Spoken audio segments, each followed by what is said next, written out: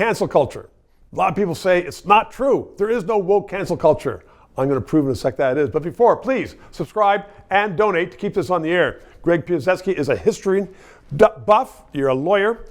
And we've talked about, the cancel culture where people say, well, I don't like what happened in the past, and therefore, let's just erase it. Say it didn't happen, and so we'll get rid of all the vestiges. In Toronto, Dundas Street, they spent millions on it. They finally fired the person who was responsible for the travesty. But they said, if we get rid of that name, then we're getting rid of that ill associated with it. If we get rid of the name of a town that was named after somebody who may have done something wrong, that purifies it as well. That's cancel culture. The problem with that approach to cancel culture is those who don't know their past are condemned to repeat it. And repeat it they will. And so if you don't understand the kind of bad things that actually happened in the past, how are you going to understand when they're... But it's hurting my feelings. It hurts my feelings as a Newfie to think that Newfoundlanders 300 years ago did bad things. You're hurting my feelings. Guess what?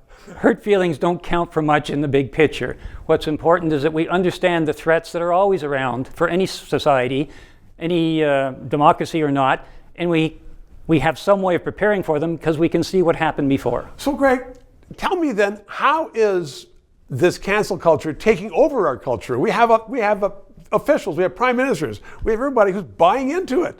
Is it something in the water?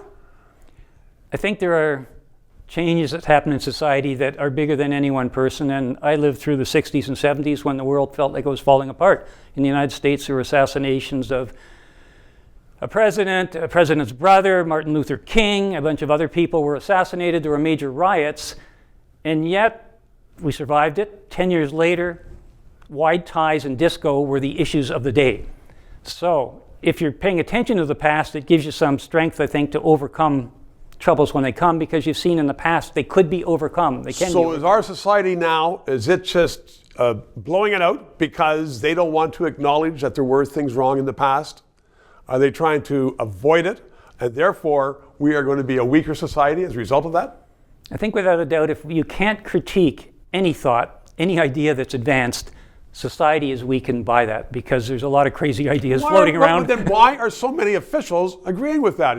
Big shot journalists and university professors and a whole bunch of university poobahs are saying, okay, we don't need to deal with that stuff, or I don't want to hurt your feelings. Why is the North American world going crazy like that?